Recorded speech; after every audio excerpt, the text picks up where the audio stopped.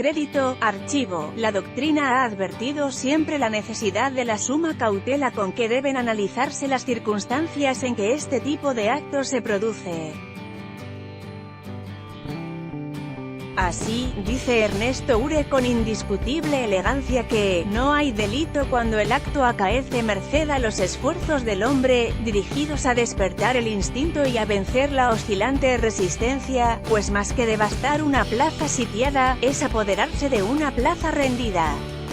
La frase, extraída del libro «Los delitos de violación y estupro», escrito por aquel jurista en 1952, fue citada hace 3 años por un tribunal oral porteño para justificar que, en un caso de abuso sexual de una chica de 15 años, no se daría por acreditado que hubo acceso por la fuerza porque la víctima no opuso resistencia, cuando podría haberlo hecho, como si eso hubiese sido una suerte de consentimiento.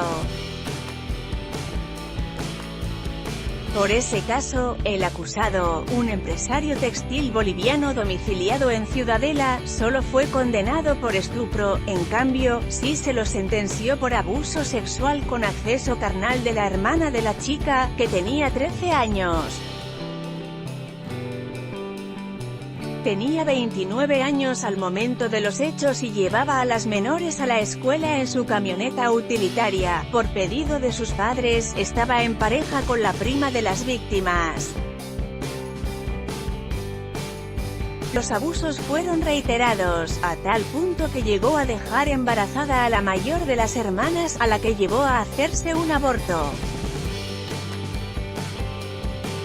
Aquel fallo, dictado el 25 de junio por los jueces Luis María Rizzi, Javier Anzoátegui y Marcela Mónica Rodríguez del Tribunal Oral en lo Criminal N grado 23, acaba de ser anulado por la Cámara de Casación. Por pedido del fiscal Leonardo Filippini, la Sala I de Casación ordenó realizar un nuevo juicio sobre el caso de la adolescente de mayor edad.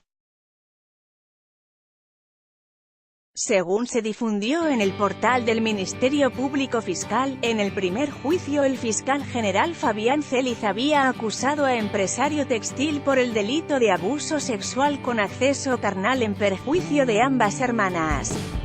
Pero el tribunal descartó esa calificación en cuanto a los hechos sufridos por la mayor de las víctimas, y lo calificó solo como estupro, figura que castiga a quien se aprovecha de la inmadurez sexual de una persona de entre 13 y 16 años, siendo mayor de edad o teniendo algún tipo de relación de preeminencia.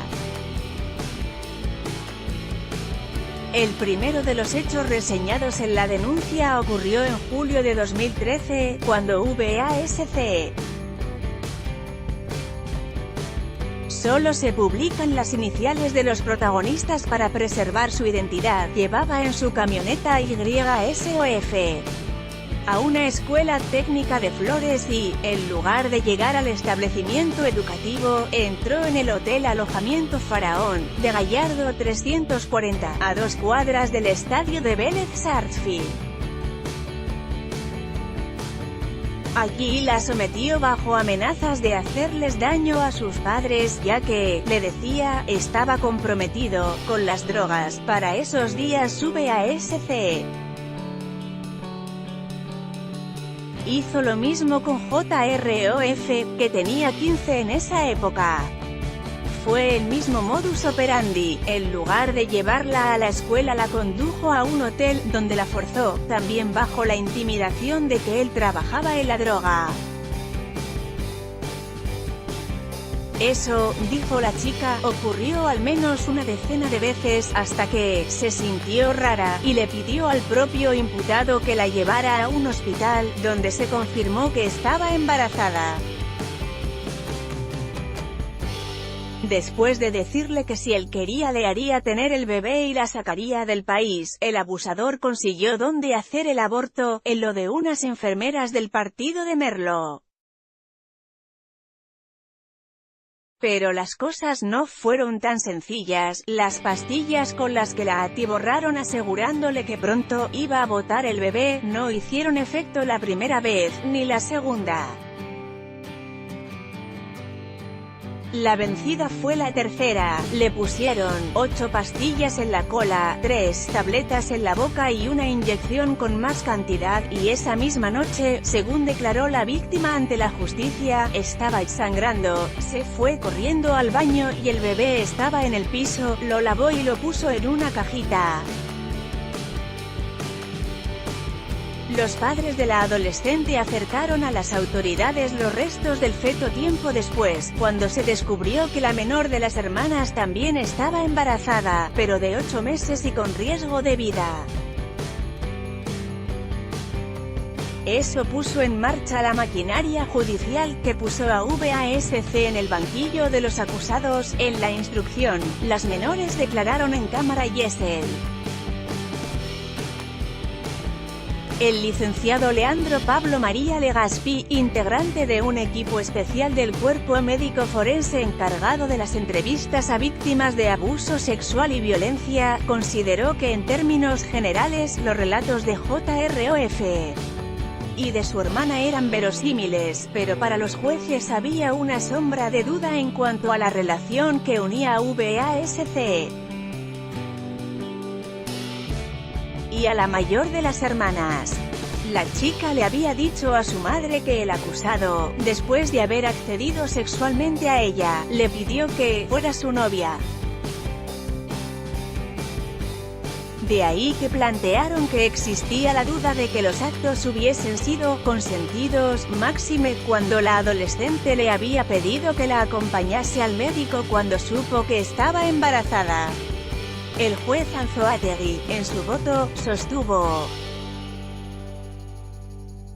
es probable que originariamente haya existido, en mayor o menor grado, la violencia que la menor describe, pero esta situación obstaculiza seriamente la posibilidad de graduar con un mínimo de rigor la gravedad e incidencia que dicha presunta violencia pudo tener en la concreción del acto sexual cumplido. Tras la sentencia de primer turno, el Ministerio Público Fiscal recurrió a casación, calificó de arbitrario el modo en que el tribunal había valorado la prueba.